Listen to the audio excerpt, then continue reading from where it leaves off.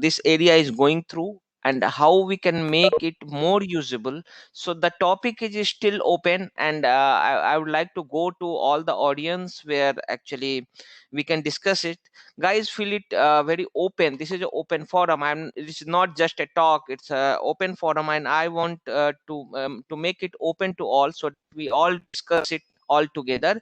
So with that, I will start. So I have a lot of content for you. For example, what is pattern recognition system, I will start with. I hope you have gone through a lot of, but I will touch up, then I will start with biometrics, and then I will discuss some important case studies. I don't know how much time we have, but if time permits, I would like to go through all these important challenges or some important framework I can discuss. So so with that, let me start with biometric systems. So the history is very long actually.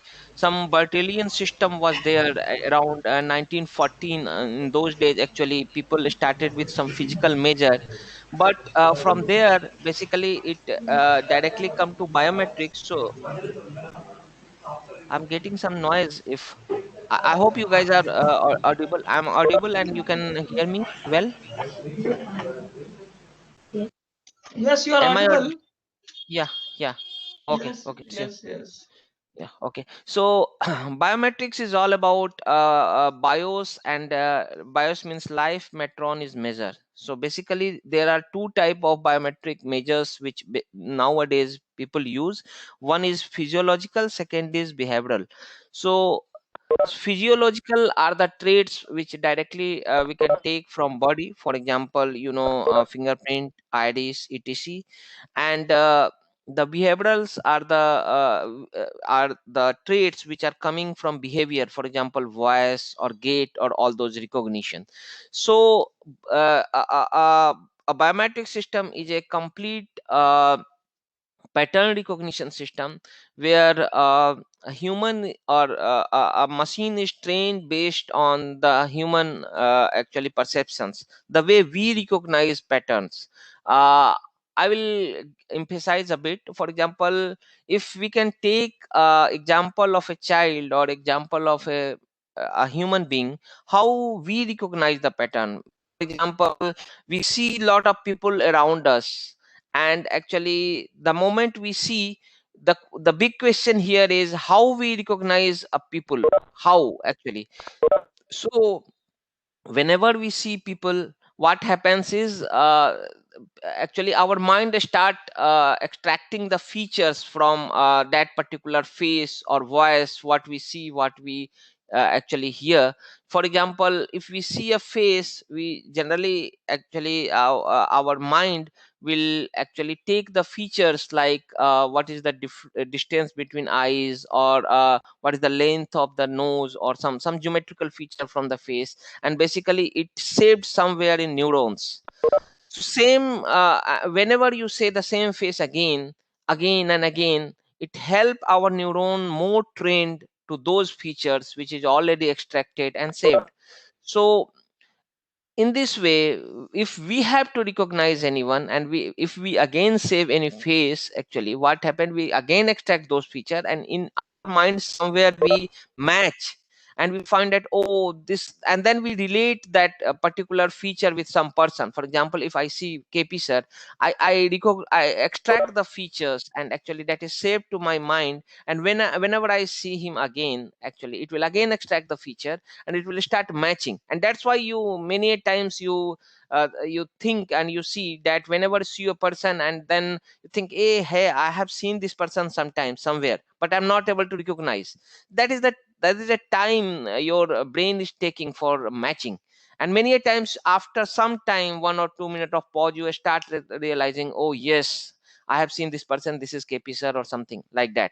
So guys, this is a very complicated process, but from childhood to younger age, actually every human being have been trained. Actually they train their brain with different kind of uh, things, what we see, what we perceive. For example, we see birds, we see nature, we see many things actually, and we extract a feature, we save those feature on our mind, and basically we label also. If we see this image, this is bird. If we see this image, this is dog, animal, something like that. So we utilize, scientists utilize, engineers utilizes those features only to train a pattern recognition system. And that's why biometrics is also a pattern recognition system. So any pattern recognition system in case utilized may have several steps, and those steps are nothing but made based on the our regular process what we do. So first is sensor module. So sensor module is a data acquisition module where there are sensor to acquire images, or for example, our eyes are a very good sensors to see and feed the images to our brain, and our nose is a very good sensor to hear the speech and actually save in the brain. So similarly, in a live environment also we have lot of sensors. We have cameras to extract good quality images. We have sound sensors who can take images, save it for us. So the first module of overall system is sensor module. The second module is a feature extraction module. So I already said that whenever we see or a face or we hear a voice, generally what we did, we extract some important feature. It is automatic process, that's why we never realize, but it extracts the meaningful features. Why I say meaningful feature? Because many times it depends. In face you have to extract the geometrical feature. If for example if there is a palm or something else, your fingerprint, its feature and its representation is quite different. So if you cannot extract a good representative feature, your pattern recognition system will not work fully or accurately. So feature extraction is very important module, and we extract relevant and representative feature and save it for further matching. So of course the matching module, I already said that matching module is another very important module where you have to first save all the extracted feature, and actually you have to make some good metric, so that whenever you match those features it will accurately recognize the labels which you saved. So the matching modules, what will do, it will label what I am discussing is another kind of matching, something called as supervised learning. So in supervised learning, machine learning generally divided into two main part. There are several, but two main part. One is supervised and unsupervised. So supervised, whenever we have supervised, has a lot of advantage. I hope all of us have gone through a lot of such. I'm just giving you overview that the pattern recognition module, particularly the biometrics or others, are mostly supervised matching module, where we have to extract the feature and have to label those feature. Okay, we extracted this feature from this particular label, for example a person or object or anything. The final is decision module. Here we have to extract a live pattern, and we have to take the stored or saved pattern. We have to match those patterns, and we have to make a decision that whether the claimed feature should be accepted or rejected. So these are the main modules on which any security system, particularly biometric system or any pattern recognition system, operates. And basically we have two modes. One is verification mode, second is identification mode. So verification mode is one-to-one match, where generally we can go and say that, hey, I am person A, and give fingerprint or any trait which the system work. And basically the task of system is to extract those patterns and match and verify the claim whether it should be accepted or rejected. Identification is the mode where somehow the identity of the verification is cannot be say in advance. For example, in criminal investigation cases where fingerprint or iris or something has found at investigation place, and basically we have to just recognize from the available databases. So those are the one to many matches, so we used to call it as a identification. So guys, this is a overall system, which is the modules and operating modes.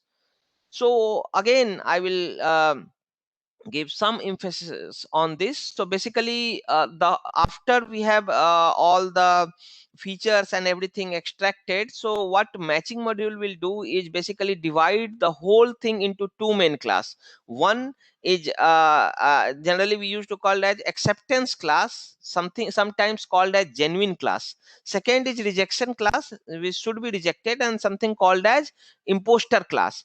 So now the overall pattern recognition system, particularly the biometric system, is actually now divided into binary classes called as genuine and imposter. So whenever a new identity or claim identity comes, the task of the machine or system is to extract the feature or pattern, match with the stored pattern, and say whether it belongs to C1 or C2. Now one more parameter which is actually most valuable is parameter something called as threshold. This threshold will actually decide that any matching scores, if suppose the metric is distance based, so minimum is the best. So if any matching score is below that particular threshold, then it should belong to the acceptance class, otherwise a rejection class. So so overall, and you say, while all the modules are so important and there are so many research still going on each of the module, for example sensor module or feature extraction module, but one of the most important research which is going on and there are a lot of work is how to select the best threshold, because all the accuracy of the pattern recognition system or any system is quite dependent upon the way you choose the threshold. And again, this threshold should be chosen based on the applications. So for example, you say sorry, so you say if the application is you say a simple accessing a class. For a student, if he has to access a class, and suppose there is a security system or biometric based system, so how to choose a threshold so that your you get most of accuracy. And again, your if the system is, or if the application is something else, then how you choose the threshold. So most of our topic will depend upon this part, that how we choose a threshold which make application more accurate and more robust, more relative. So the idea here, the term adaptive in my topics comes from here only. This is introduction of my topic, which says that how we choose the adaptive threshold so that a system can work on different application. Means a threshold can be chosen based on application. How we will go next and see. So guys, any questions so far?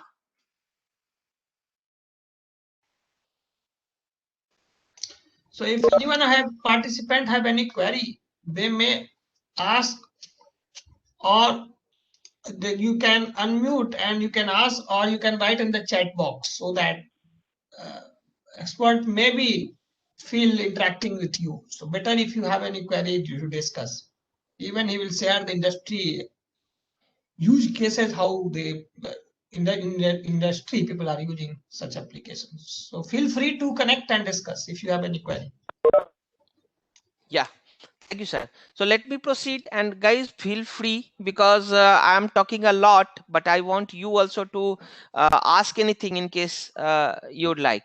So anyway, as I said, basically two type of hypothesis we can make. One is H0, where we say that okay, input is not come from same template, and H1 we say that template is coming from same template. So as you know, if a live we extracted a live pattern and we fetch the save pattern, and if we are matching, so the first decision is whether this two is coming from same template. If this two is coming from same template, means match found. If it is coming from different template, then there is no match. So that's why there could be two associated error. Something is called as false match and something is called as false non-match.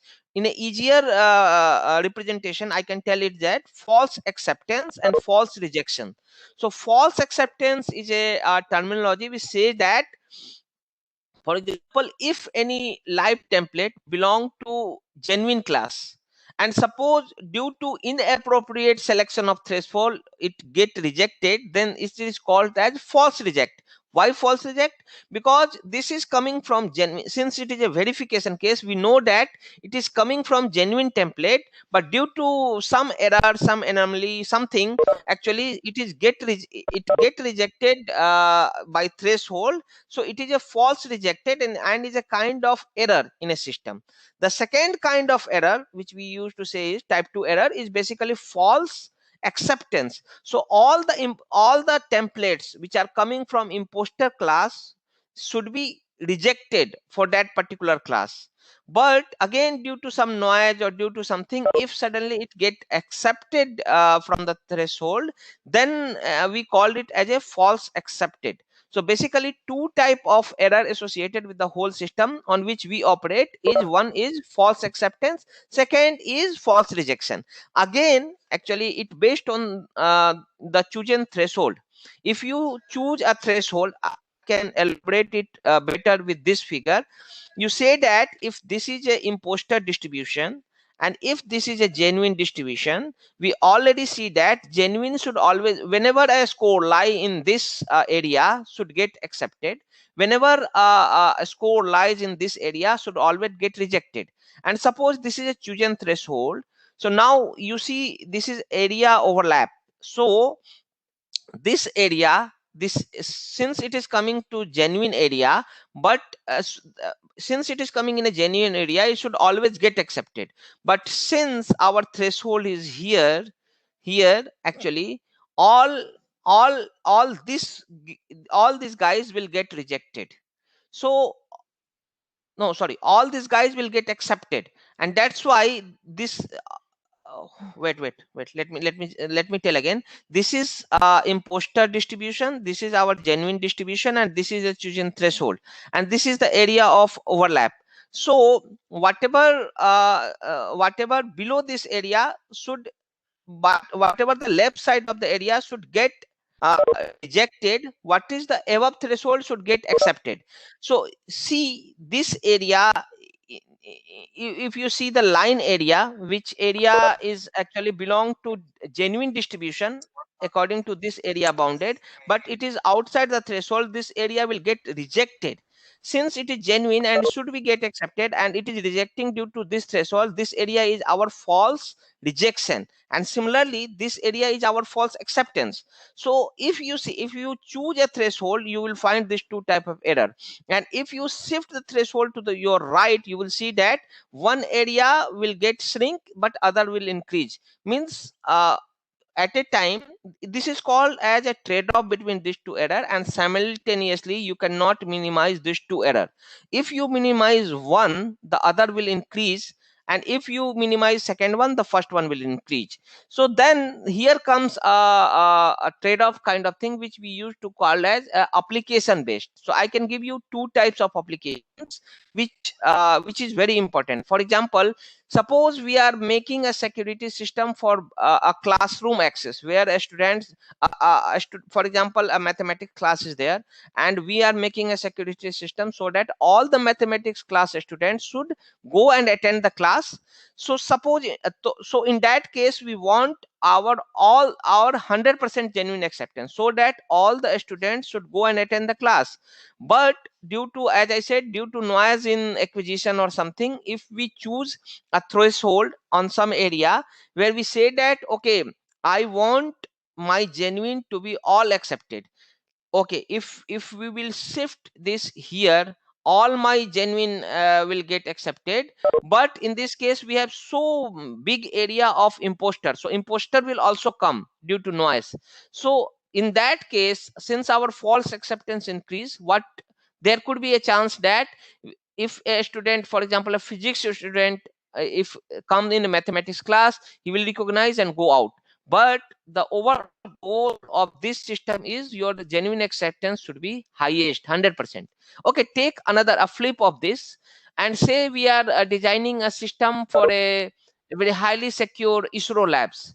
So in that case, they want their false acceptance should be as less as possible. because if any false any person which who don't who should not enter the lab will enter due to error in a system, that will damage the security. So they want their false acceptance 0. But if you do the false acceptance 0, your genuine acceptance will hit, means you will also get falsely rejected people. So so in that case you have to accept it and say that okay, even a genuine scientist or something who should enter the lab is getting rejected. They have some other means of authentication, which they will get authenticated and then they will enter the lab. But the primary aim of this overall system is to choose a threshold so that it should meet the application criteria. So that's why till most of the available and commonly available system, they are actually static threshold based, means at the learning time if you choose a threshold, it will actually work on that. So that's why what will happen is whenever I go and I have to design a system, I will ask to the admin that hey, what is your application, because there could be two type of errors, which error you want to be minimized, because both of error cannot be minimized simultaneously. So so here comes a system called as adaptive system. Adaptive system means the systems which basically you design so that you just give a security label high, medium or low, and a threshold could be actually chosen based on that security. So how it is possible to design those system is our next topic of thing. So probably this first half of the discussion I kept discuss the fundamental part.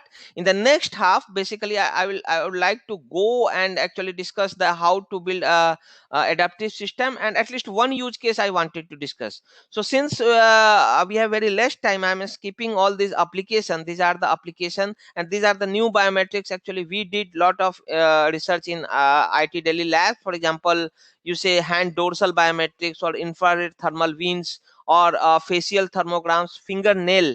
Actually for manual strangulation cases, lot of we see criminals actually due to lack of evidences we're not able to found. So how to match the nails from the nail marks, that is one of also the area of pattern recognition based on ear. So in many heist cases or some criminals such cases, people or criminals wear a face mask, so faces and other things not able to track, but the shape of ears many a times is visible, and somehow actually those can be utilized. So lot of new research going on in this area where people are exploring new traits so that which even if not a direct trait like fingerprint or face or something, but help the things and make a multi-model so that we can recognize the patterns.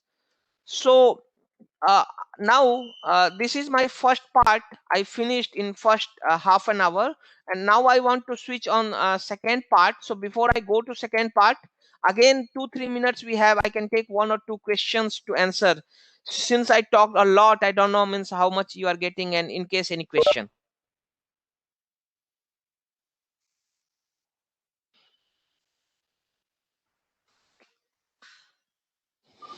Okay, Okay.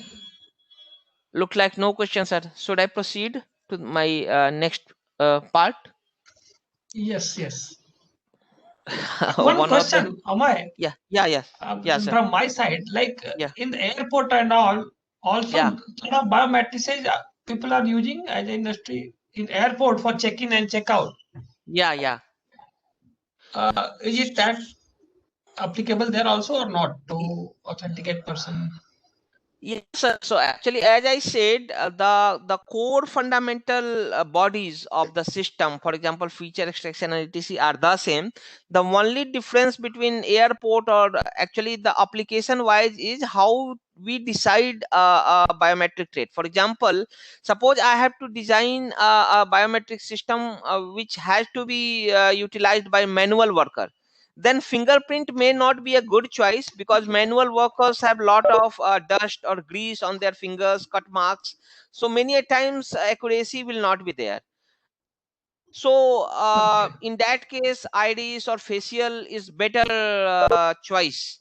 But in Okay. case you are designing for a airport or something, then those systems are for sophisticated people, so fingerprint, face or iris is the best choice. But Okay. there could be some other thing. For example, uh, you have to recognize the pattern. These what application so far I discussed is you have to enroll a person. So for that you have to take, and means in airport you have to ask a person to, oh, go ahead and put your finger. But in some Yes. criminal investigation, suppose a suspicious people are coming at airport, so at that time you cannot let them know that you are under surveillance. So you Okay. cannot utilize your physiological. So in that case your behavioral will work. For example, voice, if anybody is speaking anything, or you can recognize, or some text recognition if anybody is speaking in some suspicious code word. And one thing is called as gait recognition. Gait recognition is your way of walking or something.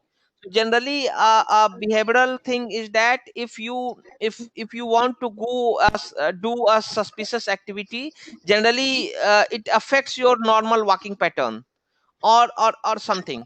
So Okay. basically, yeah, so these days gait recognition is also getting very much popularity. And without having known to the suspect, actually you can do a good surveillance on walking pattern, or all these.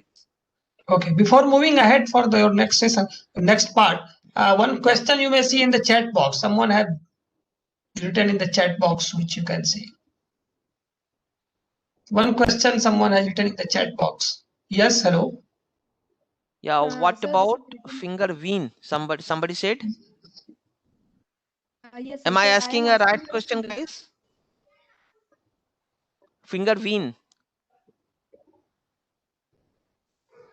Okay, let me answer if you guys are mute. So generally there are a lot of research on wean patterns. So basically we extract wean patterns from 2 3 areas. One is palmar area, where we extract the palm vein. Second one is a dorsal area. Dorsal means back side of the palm of the hand.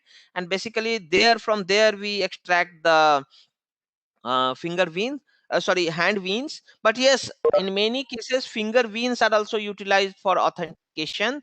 And basically it for vein recognition, it all depends upon sensor you use, because the simple camera will not work. So some cameras, something called as infrared, which actually, or you say thermal cameras, which actually not work on reflection or illumination, it works on radiation. So even one camera is also called as night vision camera. Night vision means it not even perfectly dark, but it works in a very less light, very less dim light. And thermal recognition is the recognition which can work in absolutely dark. So all this sensor is utilized to acquire vein patterns, whether it is taking from finger or palmar or dorsal parts. Many a time face vein have been also utilized, because face features are more unstable, most unstable. Because the way I'm how much accuracy we can achieve using finger vein. Again, the accuracy part depends. There is no absolute number. It all depends how good your camera, and how better you acquire the images, how better your learning system is, and how good, how noisy is your data actually. So generally not very good accuracy. Even if 70 80% is very high in that case. But we should not directly see the accuracy in this case. If you want accurate biometric system, you better consider fingerprints or iris. Hand veins and or finger veins or vein patterns are mostly secondary biometric, something called as multi-model system, where in case one, for example, you have taken fingerprint, but in some unfortunate case, suppose a thumb is not there for any person. In that case you can acquire vein patterns also. Or in some case, if suppose due to some skin variation or something, suppose you are not able to acquire good feature, all these wean features will actually add extra point for accuracy. Generally the wean and others, due to less accuracy, is not a primary source of uh, recognition. I hope I cleared all this. Hello. Yeah. Yes, yes. Good morning, sir. Sir, you talked about the nail pattern recognition. So Hmm. if we go for it, then what type of features we need to select? Yeah. So feature engineering is a very vast subject. I cannot tell you in one or two sentence, but yes, see, as I already said, how to select a relevance feature is lot dependent upon your chosen biometrics. So you choose a nail. So in nail, generally polish or many variations are there. So you need to choose some safe feature or descriptor feature, for example ICA, eigen features, or you say LDA discriminant features, or contour based feature, those features which can take overall shape and others actually. And you have to do lot of normalization because nails could be increased or cut. So nail bed, which is a permanent part of finger, should be taken and then processed. Okay, thank you, sir. Okay, thank you. Any question? Any other question, guys, or should I proceed with my presentation? Okay, okay, sir. Let me go ahead. Uh, in case any question, my email is there. My number is also there. I'm available to answer later, also later part of this presentation or anytime. So there are some very interested case studies I wanted to take to you. My aim is to discuss this case studies is to give you potential areas of working of doing research, because I know most of you are the research students which actually who can work. So I want you to explore all this possibility. So for example, as I already said, classroom access. So 100% entry of genuine student is required in this case, right? Even a slight rise in false acceptance may be tolerable, but we want to make sure that all the students should able to enter the class. So in this case, we want our genuine acceptance to be as much as possible. For the sake of trade-off, let the false acceptance string to be increased. But access to a confidential lab, this is very conflicting scenario, guys. I am discussing with you. And many a times, actually, what people do, or what all these developers do, is generally they understand the application and make a system based on that application. But in case there is change in that application, the system will not able to adapt it. So why I am discussing these use cases, so confidential lab, classroom access, all these scenarios, because I want to tell you guys that this static threshold based scenarios will not work in all these cases actually. You have to make a system which is adaptive. So one or two case studies I want to bring is criminal investigation. For example, any police inspector or somebody CBI or any people, they found some fingerprint on a spot, suppose. And basically they have no clue, no registered database, so that they say that from where this fingerprint belongs to. So they have, you say, a civilian database, they have criminal database, they have foreigner database, there are lot of databases available for a government, but where to go and where to find. So the problem in this case is you cannot go and find the accurate match. So the point is how to get top k match from the each of the database, very relevant k match, so that a police inspectors just go and investigate those top k match and top k suspects and find the most relevant one.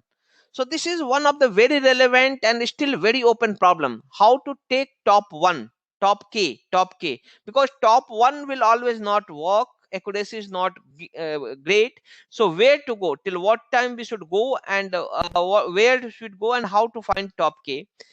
One more I wanted to discuss is that something called as color coded system. This was very popular in USA and now followed in almost every country. We say that we have color for all the security level. We will divide the threats into label and say that whether for example, if it is green, then no threat, then if it is red, then it is severe threat.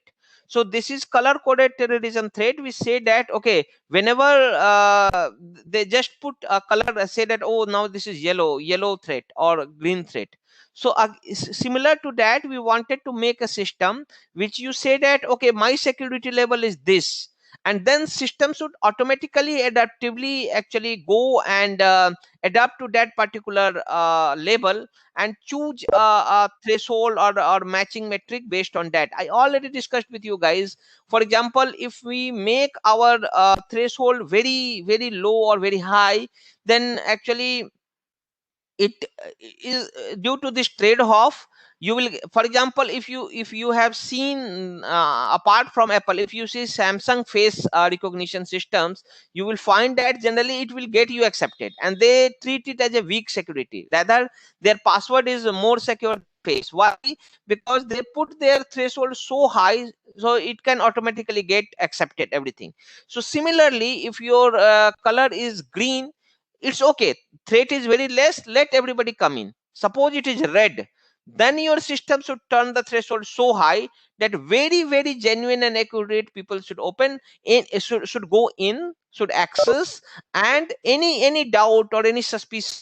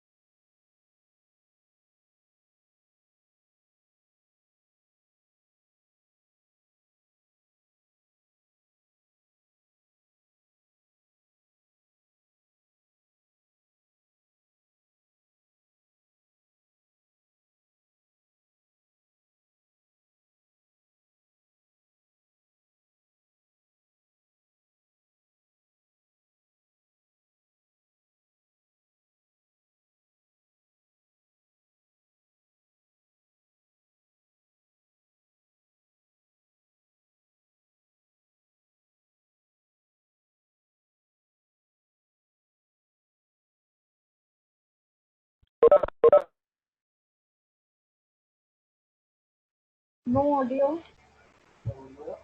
No audio.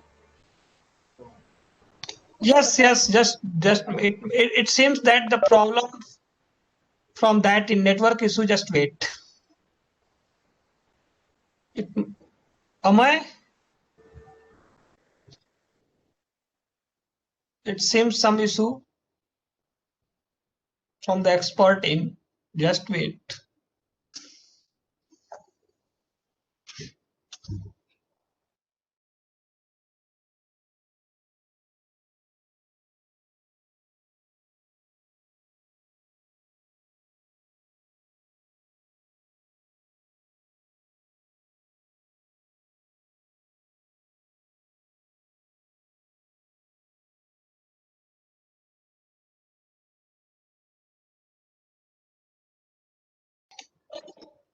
Am I? Doctor, am I?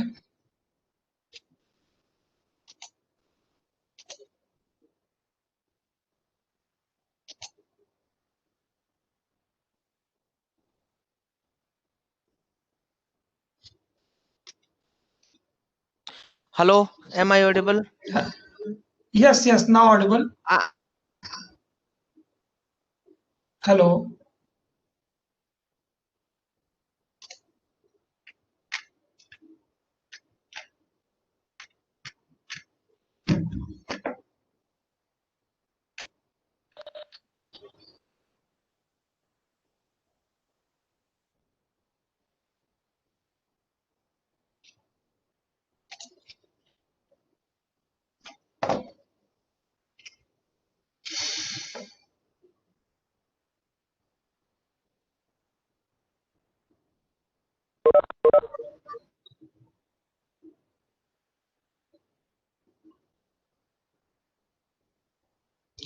Amoy, Dr. Amoy.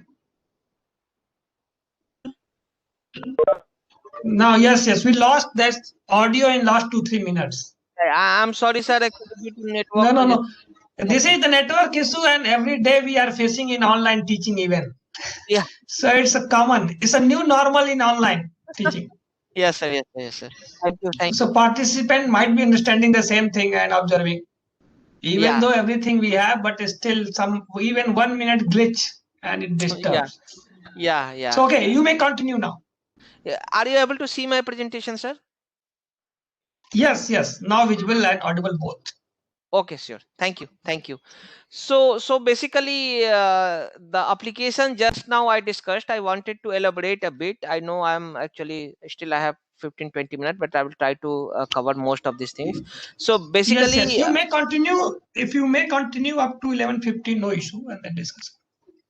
That's okay. That's okay. Thank you, sir. Okay. Thank you. So basically, the conflicting case studies just now I discussed, for example, classroom access or access to confidential lab. You see the conflict between these two applications. One is a one extreme where you want your genuine acceptance should be as high as possible, means your false rejection should be as less as possible. And on the other hand, you have a confidential lab where you want your false acceptance should be as possible. And if you can refer to this curve, you see that this is your one extreme, this is your another extreme. So if you take the threshold to one end, the other will increase, and if you will take a threshold to the another end, second will be increasing. So the most important challenge what I faced also is how to address this kind of conflicting scenario. So if you can see, and that too in a case of a recognition where you say that okay, here you say your rank 1 is your very critical security, rank K is your criminal investigation, and rank M is your civilian application. So if you see, if you have a civilian application, for example classroom access or something is a civilian application, so there you want your false positive or true positive should be your true positive should be as high as possible, as good as possible, but your false positive will also increase, that is okay. But in case it is criminal or a critical security red code, you want your false positive as less as possible. Even if your true positive will decrease, not a problem.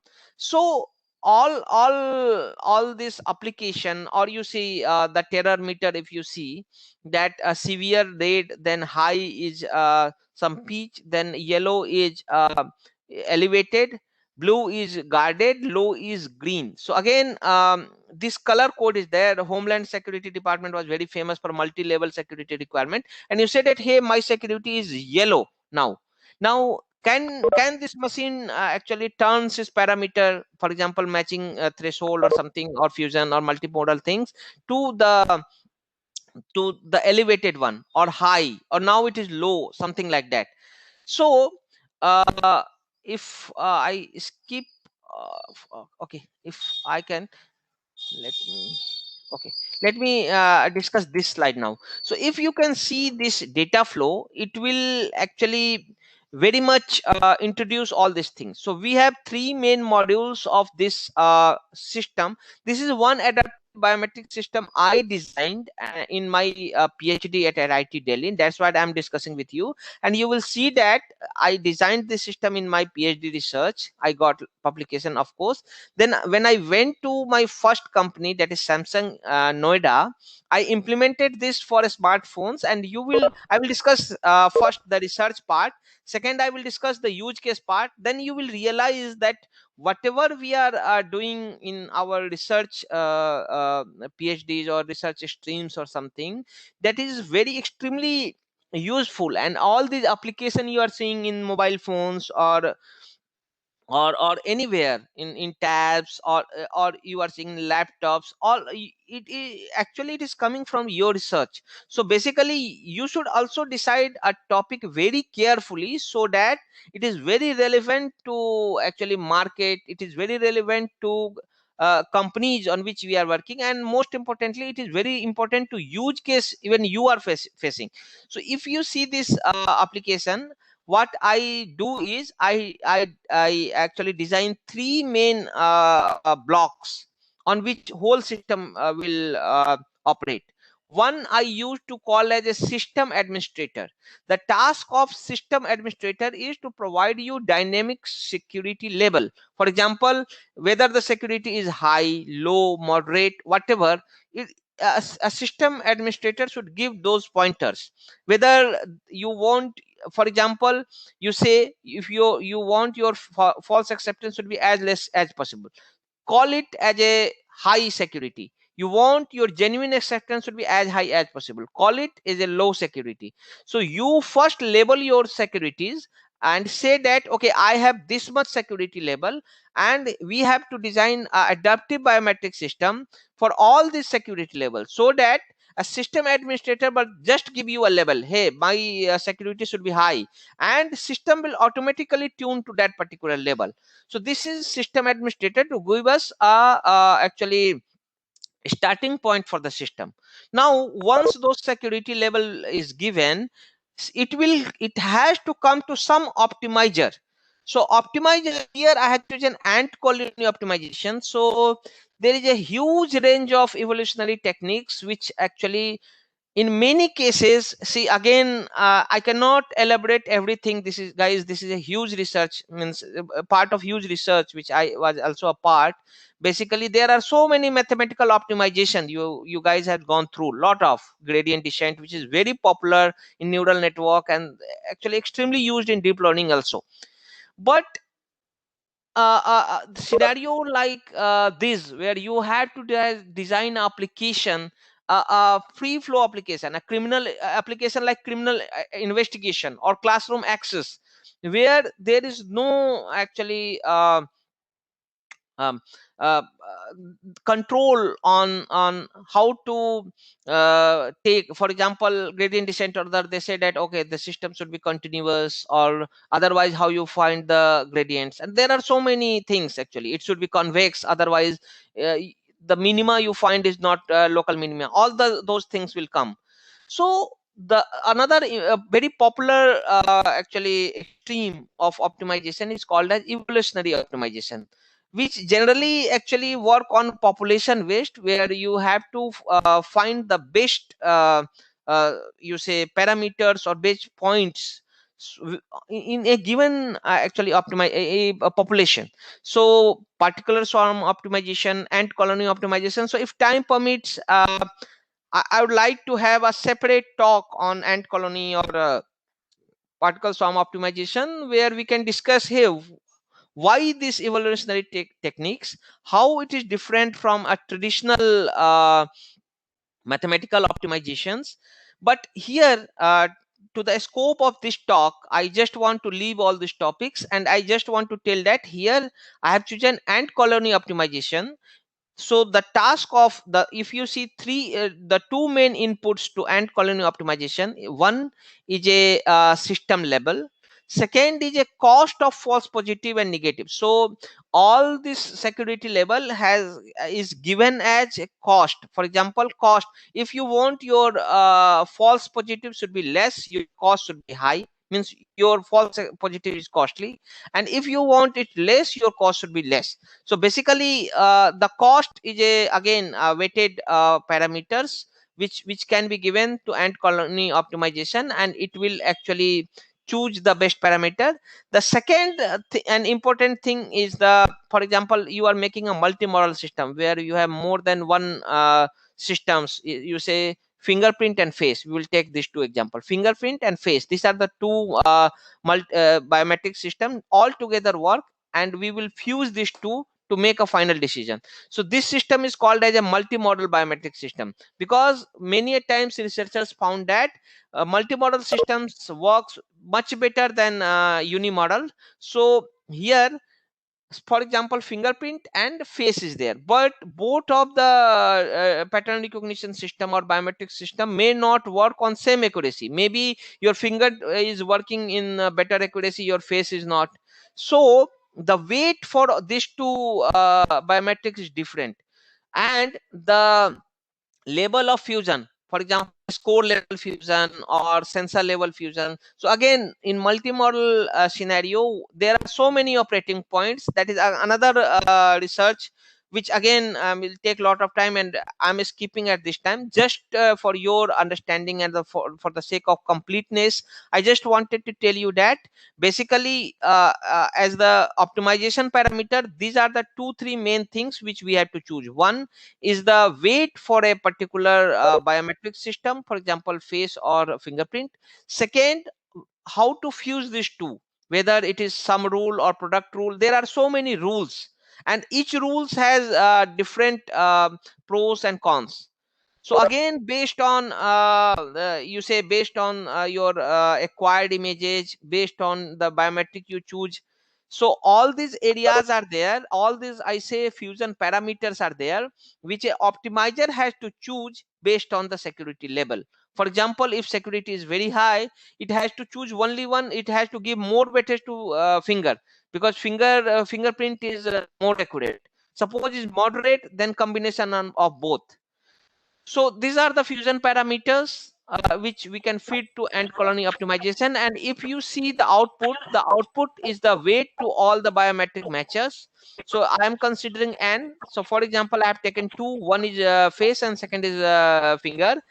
And one optimal fusion, the fusion rule which can chosen from some product and others. So basically one more module which I used to focus is something called as fusion module. So this optimizer will give the optimal selection based on the security level, and this will fuse and apply that particular threshold and make a final decision. So this is an overall adaptive system which I designed. So here I have given a small introduction about biometric ants. So basically, as I said, here we have 2 3 parameters. So if you can see, if we have fingerprint and face, there could be four main parameter. W1 is weight for you say face, W2 is a weight you say finger, T is the fusion decision threshold on which this two finger will be combined and final decision to be taken, and F is a fusion rule from which these two fingerprints should be combined. So these are the main parameters which any end colony optimization will choose for me based on the security levels. See, I'm giving you very easy. There is no rocket science. I know it will take some time to digest it. It is a bit complex system, but I just wanted to make it very easier for you. Consider we have fingerprint and face. So to make a decision, first of all, we have to acquire this biometrics for all the persons. We have to save those in a template. Now basically, for a combined system, we have to make a fusion rule, so that we say that okay, this here the scores of fingerprint, here is a scores of face. How to combine this? So F is a fusion rule to combine these two. So once these two combined, this is the decision threshold. We say that okay, now this is a combined score. If it is less than threshold accepted, greater than threshold rejected. And of course, this W1 W2 is the weight of the individual biometrics. So if we can, the whole system dependent upon this parameter, these four parameters, the accurate parameter we choose, the accurate results we get. And this will vary from security to security. For example, as I said, if security is high, our weights will change, our threshold will change, our fusion rule may change. If security is low, all this change. The whole role of this system is how better we choose these four parameters. Now these are the update iteration which I want to skip, because for the sake of completeness, I want to complete it as soon as possible. And this is our objective function actually for end colony optimization. So if you say, I can say that false positive, false negative, cost of false positive, cost of false negative. So as you see, we divided all the security level into costs. So if you minimize one, you have to make your cost high. If you have to minimize another, you have to make this cost high. Again, this cost had to be linear. For example, if you choose this to be high, this will be 1 minus or 2 minus. So why I have taken 2 minus, I will discuss this. So these are some system I just want to discuss with you because time is not there. Quickly, I want to discuss this part.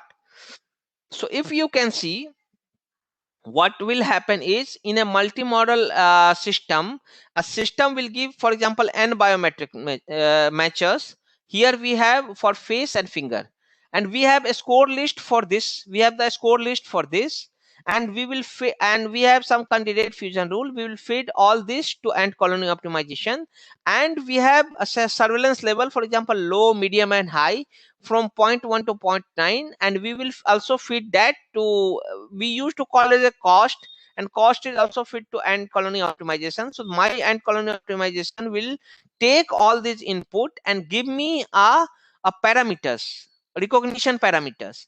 So recognition parameters will help for at the time of recognition, whenever an unknown user will come, we will again take its biometric features or patterns.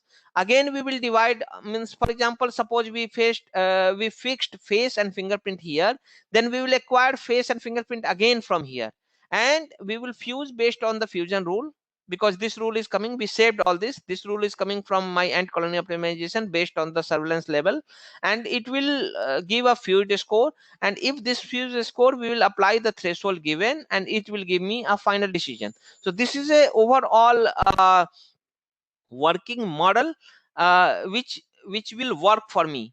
So I have actually evaluated this overall system. I don't want to go on implementational detail or the technical detail or algorithmic detail here, because out of scope. I just want to give you some results which I evaluated. Guys, it is very important for you to evaluate on publicly available database, because for example, NIST BSSR1 multimodal database is there, who has given two fingerprint matchers, LI and RI, means left hand and right hand, two face matchers, which is called as C and G. C is some way of feature extraction, G is some other way of feature extraction. And you will, this all these graphs actually show the errors in a multimodal system for all these individual or multimodal systems. So if you can see, this is adaptive multimodal sync. So if you see, these are our security level. 0.1 may be the lowest, and 1.9 may be the highest, and otherwise also possible, the way you perceive. So you see that based on all these security level, the threshold will also differ. The the error is also differ, and overall error will also differ.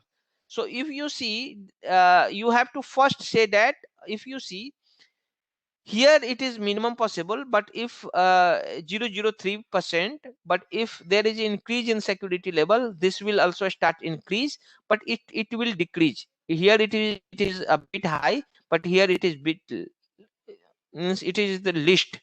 So this also shows a trade-off between these two error based on our level.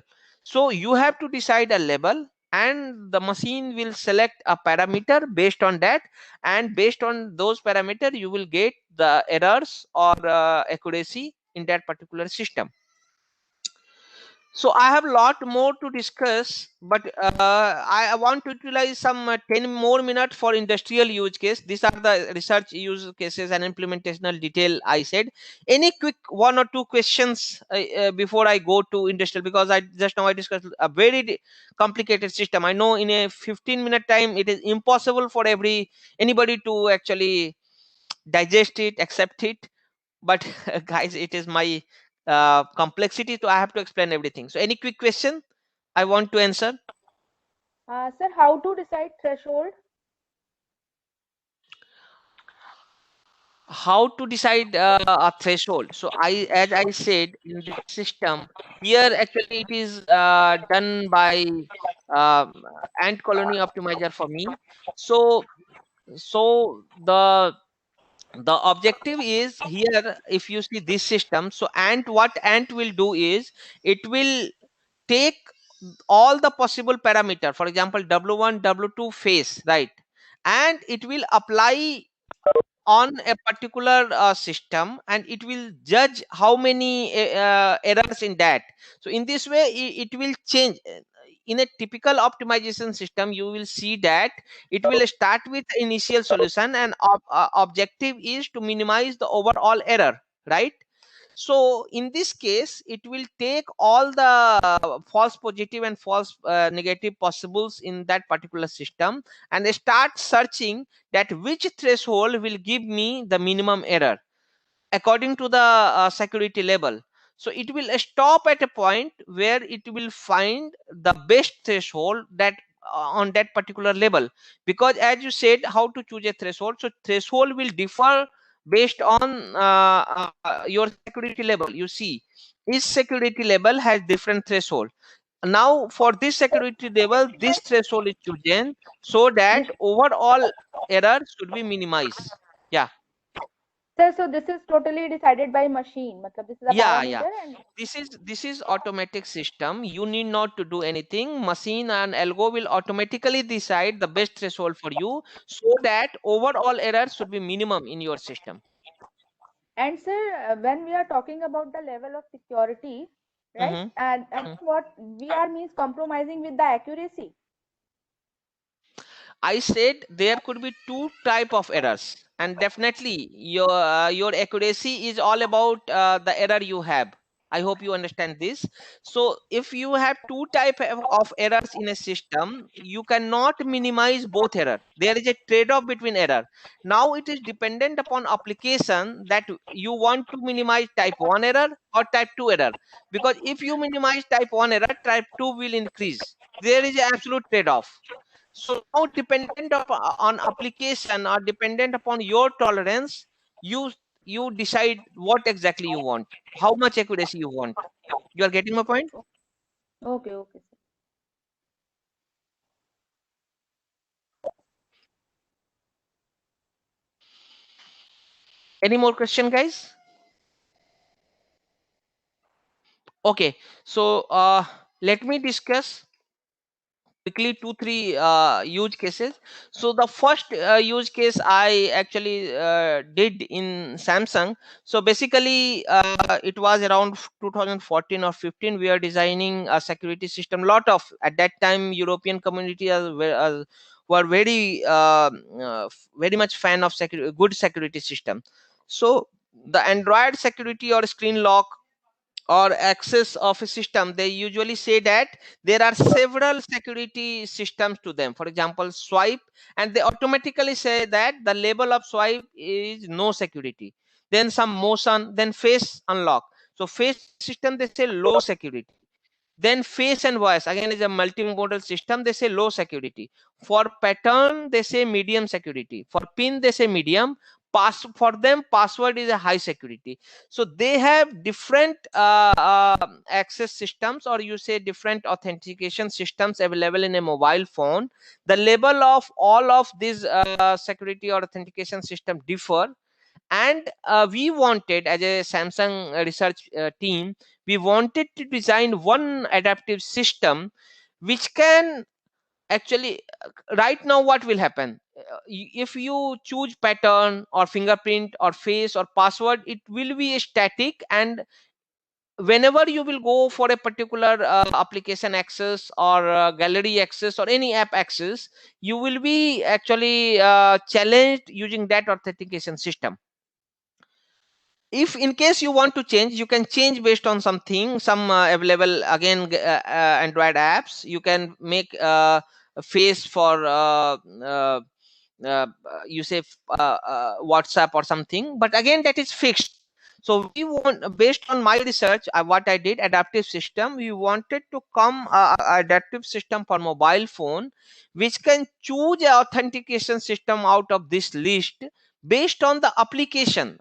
How, means we thought that let user decide that what is security level for their apps.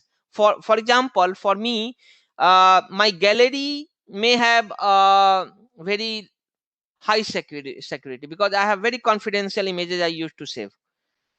And for some other people, gallery may be the lowest security, because okay, they don't want any authentication system associated with gallery. For some, my WhatsApp should be very high, because I have very important persons which should not be seen by other people. So I want my WhatsApp to be the highest secure by all these apps. But for some other guys, WhatsApp may have not that much importance. They say, oh, all are my friends, it's okay everybody to see.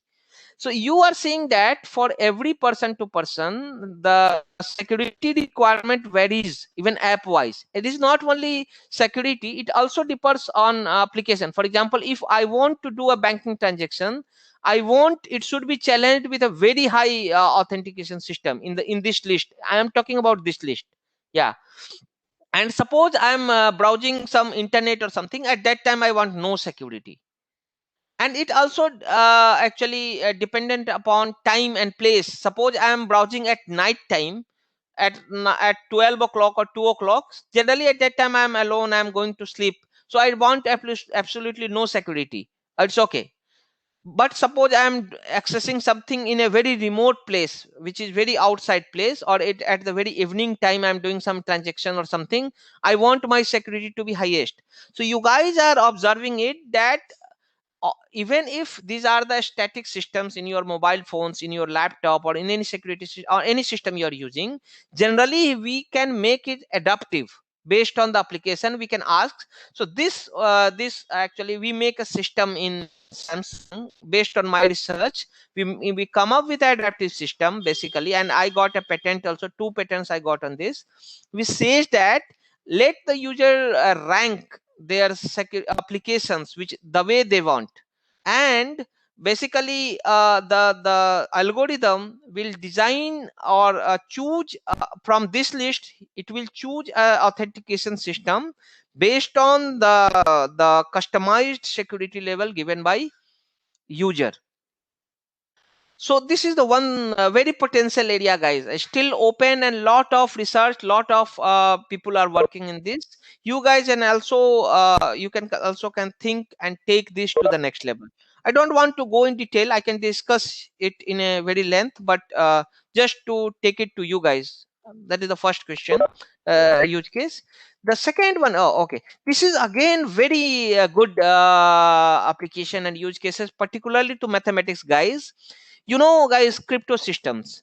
So generally in any crypto systems, generally we have one authentication key, and two popular choices of algorithm, something called as public key and private key. Those type of systems where say that okay, one key is for or anyway, whether it is a two key system or one key system for encryption and decryption. Basically both of the main problem of security keys is if it is very long key, it is very difficult to remember long keys, and in case you want to store in a smart card or something, then chances of breach is very high. So whatever a strong system you have, the key is always a weak link. So what we did is, in my research, we come up with something called as biometric key system. So why not we generate a key based on biometrics? So the what system will do is that you put your fingerprint, it will generate a key, and it will encrypt any message or anything, any secret message for you using your fingerprint, and it will destroy the key. Now you yourself is a key.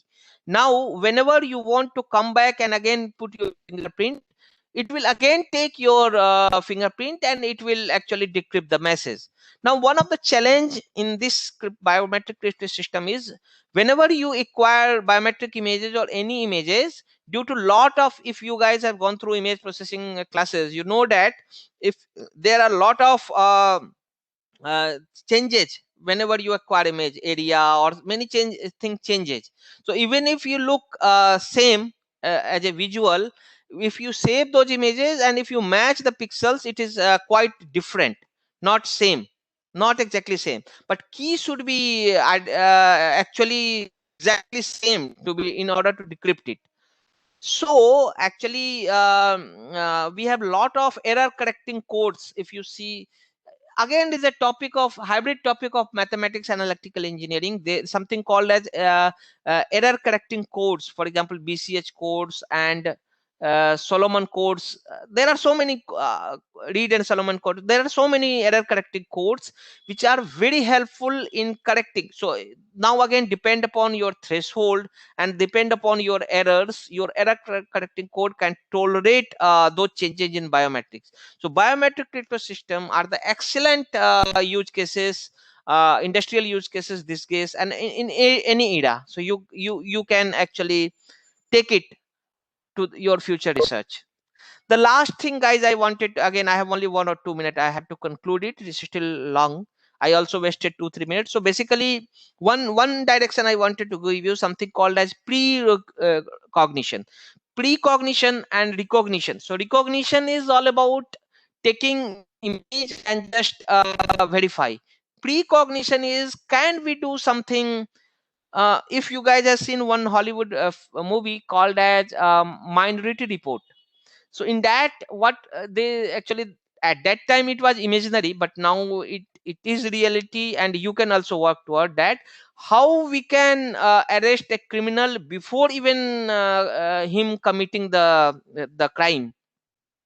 So this is all about, for example, if we can make, for example, in a case of soft lifting or something, some robbery, if any, not if, every government has some suspicion list, for example, publicly available list of terrorists from FBI.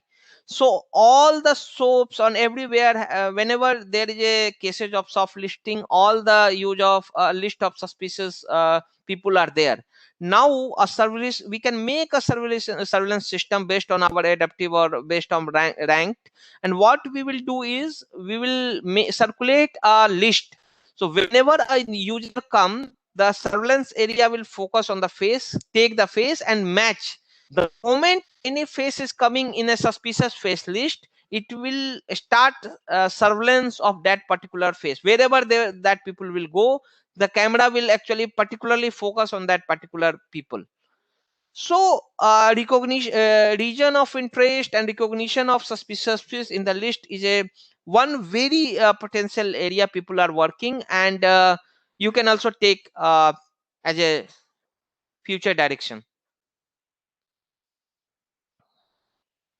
This I already discussed with you, that nail mark is another very potential thing, where we say that if we can match the marks, nail marks from the body of the victim, from the databases, criminal or civilian database, and if there is even a sudden match, it will help, because manual strangulation is a case, particularly in India, it is very actually vast, where due to lack of evidence, actually lot of people, a lot of criminals get freed.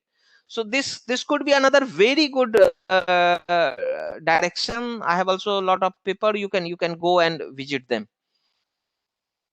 So that's it. I think I've taken 15 minutes more, sir. So I would No, like no, no, to no. finish. It's on time.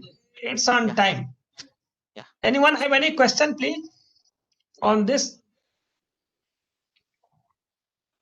So one just in pre-recognition model as a future direction, Amay, you share. So is this deep learning models are applicable in that domain? Yes, to yes, sir. pre-recognize? Yes, sir. Very deep learning models are now very much relevant, because they are very good. If you can, now it depends. If you can give more images, then you can utilize deep learning, and it is really giving you very superb results actually. But in Okay. case you are not able to get good quality images, then you better shift to normal neural network or some other ML technique. So it all Other depends. simple. It's Sure. not too heavy on data. Too heavy on data. Such Yeah, kind of models we make. yeah, Okay. yeah. Any question have from the participants on this? Okay. Okay. So I would like to thank Dr. Amay for sharing such a beautiful application of biometrics and also the future direction where participants may take as a one work in that direction and explore the many possibility. Even the usage of biometrics industry and day-to-day life are huge, and so a lot of scopes for everybody to work on that. So anyone who is the guy of AI or machine learning, apart from that, someone wants to develop some secure, authentic system using biometrics, they may explore that different possibilities within that, how they can use that. Even you have seen that how Dr. Amay have used evolutionary algorithms like ACO and PCO for verification and all. So I'm sure that all the participants have taken the some cue in which directions they may work and they may explore further, because there's no end, and in each direction whatever the works have been done, still you may get some scopes to work. So in this particular application, biometrics and security using this AI and all, huge potential. And in Indian point of view, in very much still we are far away from the practical applications in many domain. And I'm hopeful that next 10 years is going to be AI and ML applications also. So you all may use all these cues for your different direction of work. Thank you, Dr. Amay, for sharing this valuable insights and giving such a wonderful talk. Thank you. Thank you again. Thank you, sir. Thank you, audience. I know actually there is a I would like to have a live interaction. That is very good, and topics like this has very much scope in discussions, omen discussions, discussing. So okay, sometime we will see Yes, if yes. we can do. Because and such a huge potential and discussion level for the further scope is required. So Yeah. still some have asked the questions and some have not asked the question. But okay, if you have a query, we are here to even in the future to resolve. Thank you. Thank you, Sure, sir. Dr. Amay, Thank you, for sir. spending Thank you, time. everybody. Thanks, sir. Bye. Sir, can Thank you you. hear me? Yes, yes. Sapna, yes. Yes, sir. Sir, can you share some study, some research, good research paper on this topic related to biometric crypto system? And you see, basically, papers need not to be shared. It is already available in IEEE Explore. So, if in case you have, it is the good. In case you don't have, you let me know on my Gmail. I will download and provide you. Yes, sir, yes, sir. Because sir, my topic is related to only this biometric crypto system. That's why I'm asking for this. Yeah, no problem. In case you are not able to access any, you let me know. You will get it. Okay, okay. Thank you, sir. Okay. Thank you. Thank Thank you, you sir. all. So next Thank you, sir. talk will start at 11:45. So we will meet at that 11:45. Next last talk of this FDP. Okay. Thank Thank you, you sir. all. Thank you. Thank you, Amay. Thank you, sir. Thank you.